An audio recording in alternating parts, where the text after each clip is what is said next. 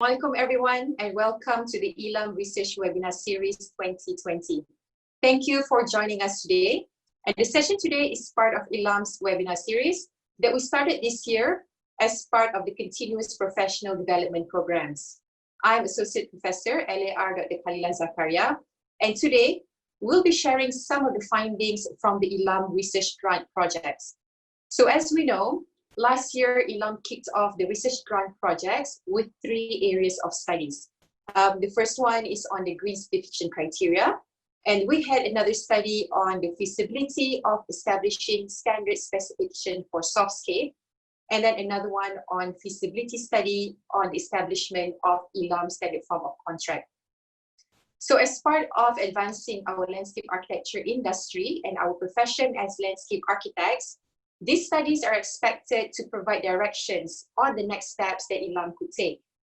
So for today, we have GS Dr. Rahim Abdul Hamid, who will share his findings on the green certification criteria relevant to landscape architecture projects in Malaysia. Dr. Rahim is from Singapore. He's currently in Universiti Teknologi Malaysia, UTM. Dr. Rahim is a foreign member of ILAM, and he is also a registered landscape architect with the Australian Institute of Landscape Architects, AILA. He has had an extensive experience on benchmarking on best practices and framework for sustainable urban development. His research team are also Associate Professor LAR Dr. Sakura Muhammad and Dr. CP Rahmah Omar, also from UTM. So while the presenter is sharing about the research, I would like to invite all members to engage in a discussion with the panels and do the Q&A session via the comment section below. And from time to time, you are also invited to respond to the poll. And don't forget to screenshot your attendance in this webinar, like and share so that it will benefit others as well. So now it is my great pleasure to invite Dr. Rahim to share about the study on green certification criteria relevant to landscape architecture projects in Malaysia.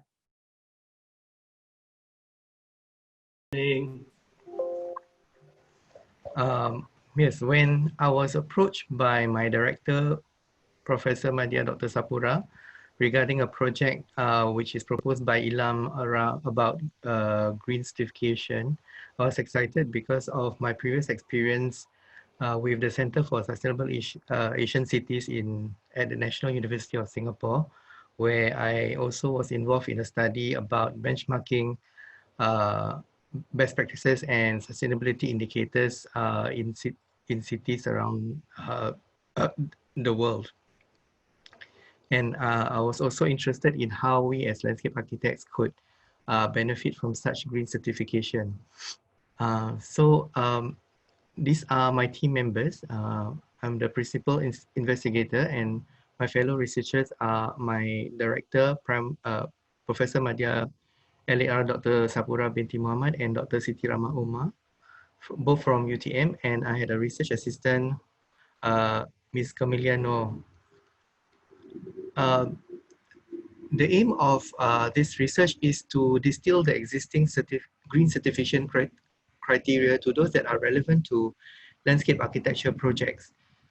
There are numerous green certification that are available from the previous 2 decades since the 1990s, and a lot of them are set up for a certain organization or certain needs of that organization, but there are many criteria which are overlapping and are redundant. So in order for the green certification criteria to be beneficial to landscape architects, we need to have a methodology to distill such criteria to extract the key ones, the relevant ones for landscape architecture projects. So there are 2 key objectives. The first one is to determine if the landscape industry in Malaysia needs such a scoped down set of criteria and guidelines. And secondly, to extract the key criteria from the green guidelines and certifications in Malaysia. In addition to the need to distill key criteria, There hasn't been any such study done in Malaysia, whereby we look at the existing green certifications and see which are relevant to the landscape architecture profession. So I came up with this hypothesis, which is there exists criteria from existing green certifications in Malaysia that are relevant to landscape architecture projects in order of relevance and or importance. Here I list the various green assessment and certifications that are available in Malaysia. Uh, for example, the key ones are the Green Building Index. I think that's very well known.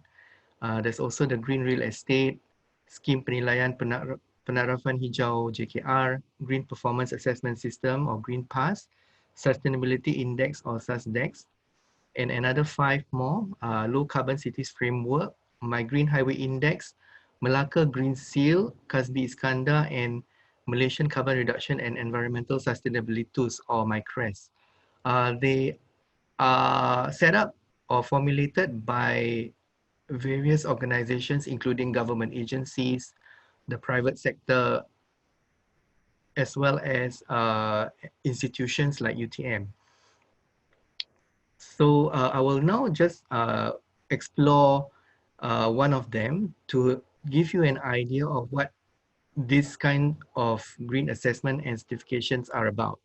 Let's look at the Green Building Index, which is the most well-known, I think. It was introduced in 2009 and formulated and developed by the Association of Consultancy Engineers Malaysia, or ASEM, and the Pertubuhan Architect Malaysia, or PAM. The Green Building Index, or GBI, acts as a benchmark for the environmental impact and performance of new and existing buildings in a tropical climate such as Malaysia. And the guidelines that accompany the certification includes the improvement of energy efficiency and sustainable use of water and material resources. Often this kind of building certifications stem from the need to consolidate the idea of sustainable development since the introduction of the concept of sustainability and Agenda 21.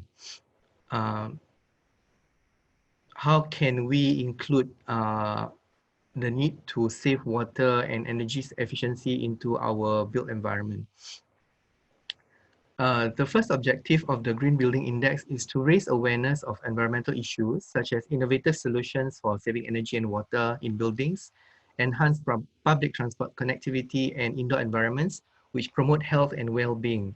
And the second objective is to promote sustainable practices in building design, construction, and operations within the built environment industry, which encompass planners, architects, engineers, etc. So as you can see, a lot of such certifications focus on buildings. So somehow I feel that there is a need to extract the ones that are more relevant for landscape architecture, because we do not just deal with buildings, but the surrounding environment as well. The criteria in such assessment certification documents are usually structured into categories, or in this case, into 3 tiers with 3 groups in the highest level.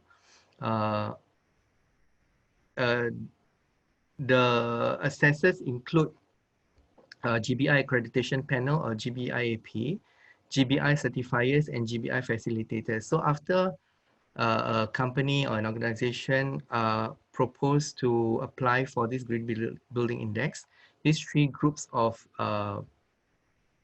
people would do the assessment, and following 6 criteria for assessment, namely indoor environmental quality, sustainable site planning, sustainable site management, materials and resources, water efficiency, and innovation. So different certifications have different criteria for assessment. And often each criterion is broken down into elements. So for example, innovative design or community diversity.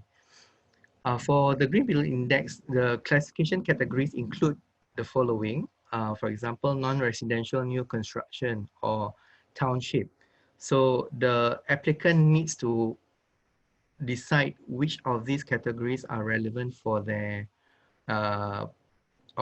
project or for their application. There's often a scoring system that is awarded to the applicant by the assessment body. So for the GBI, there's platinum when they earn 86 plus points, gold, silver, and certified. There has to be a minimum of 50 points in order to be certified. So in addition to being certified at the various levels of platinum, gold, silver, or certified, there are also certain incentives in order to encourage companies and organizations to apply for the Green Building Index, so as to encourage the adoption of sustainable practices in their workflow. So for example, the Malaysian Industrial Development Industry, or MIDA, handled investment and tax incentives in 2014. And green construction activities are addressed by the government. So the National Green Technology Policy is responsible in assessing and certifying projects to meet the green criteria. There's a 100% tax exemption for organizations who have attained the certification. And the investment tax allowances and income tax exemptions on green projects are qualified for 100% capital expenditure and statutory income until 2020. And MIDA tries to create the awareness that there's an advantage by companies to seek out or receive certifications for the tax incentives. So as I've mentioned before, there is a variety of plethora of green certification and assessment policies, and there are a lot of overlapping and redundant criteria. So in order to extract the key ones that are relevant for landscape architecture, we constructed this methodology workflow, starting with the blue boxes. There's a need, of course, to do a literature review on all the certifications in Malaysia, and also a literature review on the context of landscape architecture context in Malaysia, any existing conceptual frameworks regarding green certification research, and also past research in terms of methodology and findings. After having done the literature review, the first step is to collect and list all the green criteria and grouping them into themes or dimensions. So I try to make sense as to what are the common themes. And then criteria that are similar are consolidated so as to cut down the overall number of criteria. The second step is to, there's a jet plane passing. Okay, the step 2 is to conduct a semi-structured interview process with experts. This research uses the expert interviewing approach, which removes the need to have a statistical minimum criteria for the number of respondents. By experts, we are referring to landscape architects and professionals in the industry or in academia. And having experts removes the need to have that minimum number of interviewees. The third step is then to have a first cut set of criteria, and also to do a needs analysis as to what is really needed by the landscape architecture profession. There's an additional step 4, which is to then consolidate the results and present the results to the interviewees again, in order for them to decide whether they need to adjust their responses in the questionnaire. This is called the Delphi approach, and there should be a minimum of 1 to 2 rounds for re-ranking and re-weighting. However, due to the time constraint of this project, this step 4 was not done. Finally, having the results, there is a consolidated set of key themes and criteria which forms the findings of this overall research. The critical issues and strengths and weaknesses of the research are also highlighted, and recommendations are made for further research. And if there are any significant findings at this stage, is also presented. So let's go through the steps. The first step is to look at all the available certifications and grouping them in terms of themes and consolidate all the overlapping criteria into a shorter list, which makes it a bit easier to analyze. There are 6 themes that are extracted from this first step. Community 13, environmental sustainability 18, conservation and land use 14, transport 10, governance only 3, and innovation and quality 15. Step 2 is to present a questionnaire as a form of a structured interview process to the experts. There are 4 sections in the questionnaire. The first is an analytic hierarchy process to determine key themes. I'll explain this a little bit further shortly. The first section involves trying to determine which are the most important themes amongst the 6. The second section is a ranking of all the criteria within each theme. Because there are so many criteria, it's not possible to do an analytic hierarchy process for section 2. So I've decided to do a ranking process instead. Section 3 involves 3 qualitative questions, which forms the basis of the needs analysis. So the 3 questions are, are green certifications such as the Green Building Index useful for landscape architects in Malaysia? Why? The second one is, what are some of the potential challenges faced by landscape architects in applying green certifications to various projects? And then to suggest how some of these challenges can be managed. And then which aspects or criteria are relatively easier to be applied to projects. And section 4 involves gathering personal data. So there were only 3 respondents out of 11 that was sent out to. Unfortunately, due to the lack of time for the research, we could obtain only 3. They are L.L. Nur Jahan Muhammad Mokhtar from WDI Design, and he's registered with ILAM. Muhammad Zaid Osman is a manager in more like a construction company, Forever Bloom Enterprise, and then L.A. Ang Simi from May Design, and she's a corporate member of ILAM. It's good to have a combination of experts, not just from a consultancy, but also from what do you call that? A construction firm, as well as from academia, so that we can compare the responses from the different groups. So the questionnaire involved for section 1 involved the analytic hierarchy process. It's basically to compare each theme pairwise, which one is placed more importance over the other. So for example, environmental sustainability and community, which one is preferred, and we put a weight to how much preference there is. So every theme is compared with one another in pairs. So for example, this to the right box, as you can see, environmental sustainability is weighted 3 times more important than transport. Or if transport is put more weight from environmental sustainability 5 times, the response is 1/5. A reciprocal means the preference is to the item on the right. The weight is 5. Unfortunately, the calculations involved in extracting the ultimate weights to this criteria needs deep maths, linear algebra, and calculating the eigenvalue. But fortunately, there's an online calculator to determine the weights derived from the various the various responses that's given by the interviewees. So to the left is the website showing how you can do the calculations, and these are the results. What's in the first column is respondent 1. Second column is respondent 2. Unfortunately, the third respondent did not do this section because he couldn't understand how to do it. It was a bit complex. And I suggest that we actually alter the questionnaire a little bit, or the interviewer needs to be present with the interviewee for this stage.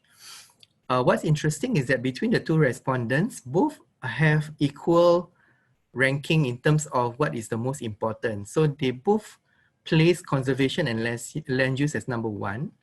Second is environmental sustainability as number 2. Given a geometric mean is derived, is recommended to do an average of the respondents for each criteria. So a lot of it is given to conservation, then followed by environmental sustainability, and then the third is community, which makes sense when you think about the job of or the profession of landscape architecture. Governance, transport, and innovation and quality are not as important as the first 3. So having extracted the key themes, now the next step is to look at within each theme, which are the most important criteria.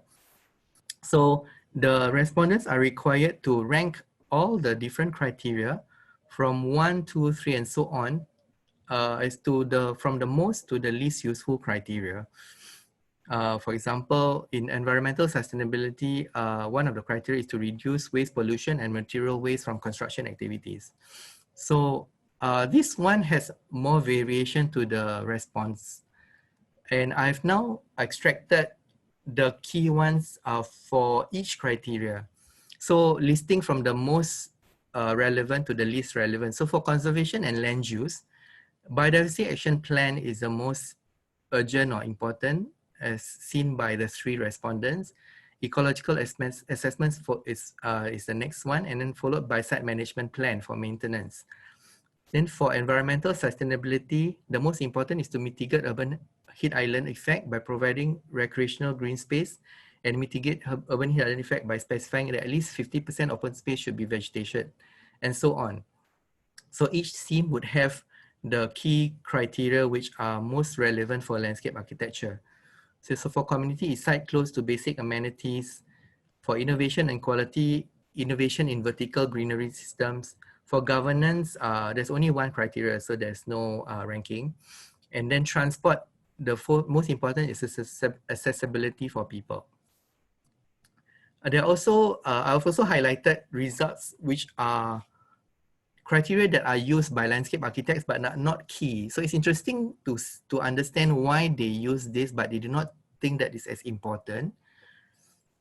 So for example, introduce new landscape design that integrates with the natural elements. So perhaps because this is already part of the workflow, so they don't see it as the need to be highlighted. So I extracted the use criteria but not key. And then for the needs analysis, which is basically the qualitative questions, areas where the respondent think that there's a strong need for green certifications for landscape architects is there should be a framework for landscape architecture profession in Malaysia. There should be an evaluation of effectiveness and efficiency of such green assessments or green criteria, reveal the different expectations of respondents, and reveal the fundamental concern about their relevance amongst the landscape architecture professionals, because a lot of the green assessment systems are focused on buildings alone. So for the needs analysis, the sections 1 and 2 I've explained before are objective needs, and the qualitative criteria questions are the subjective needs. So in terms of usefulness, landscape has minimal contribution, and there's a lack of awareness about such certifications amongst the professionals in landscape architecture. And the area where landscape potentially has higher contribution is within the conservation and land use and environmental sustainability themes. The challenges are that the elements in the guidelines are not within the landscape architect's control, especially during the planning stage. Landscape architects are often brought in at a later stage of the project because the developer is less concerned with non-profit generating items rather than sustainability issues. And the developer only see green certifications as a tool to promote their products instead of the true purpose of these certifications in themselves. So there's a need to manage challenges. So conservation should be part of regulations instead of just guidelines. there should be tax deductions or other incentives that can contribute to increase in biodiversity upon development, to widen the jurisdiction of landscape architects to include slope area management and stormwater planning alongside engineers from the beginning, and carry out extra courses or certification by ecologists and environmental engineers within the landscape industry. There's also the question of feasibility. Items that are directly controlled by landscape architects within the design should be highlighted, and there is when we talk about the community, is a relational criterion. It's about the relationship between landscapes and people in the daily lives. So this link need to be highlighted. This research is very significant for both Malaysia and the profession because it's the first of its kind in Malaysia. And there is a need for landscape architecture profession to have a definitive and a very comprehensive yet succinct list of criteria. And especially when the green certification assessment systems are designed mainly for the building and construction industry. There's already a consensus between the three experts where the key themes are conservation and land use, followed by environmental sustainability and community. And this research comes in an exciting era where cities and states are recognizing the need for biodiversity conservation and the need for climate change mitigation adaptation, both of which are key concerns of landscape architects. And this can also engender further research. However, this research is limited to the time frame where only 3 out of 11 experts responded. And the questionnaire in section 1 was too difficult, so there need to be face-to-face interview or a rethink of the questionnaire. And it's only focused on certification systems in Malaysia. The research should broaden into certification systems globally. So I've made some recommendations here to include criteria from international array of green assessment systems, carry out structured interview with more landscape architects as experts, and carry out with landscape architects in academia as well. And then also to perform stage 4, which is the Delphi approach in having a second round of assessment to build a framework as a result of how the assessment and certification system can be relevant to landscape architecture projects. This includes formulating new metrics for calculations or fine-tuning existing ones, develop a conceptual framework between those in Malaysia and the profession, the link between the two, and finally to study why certain criteria have been used are yet not deemed as relevant or important. Thank you.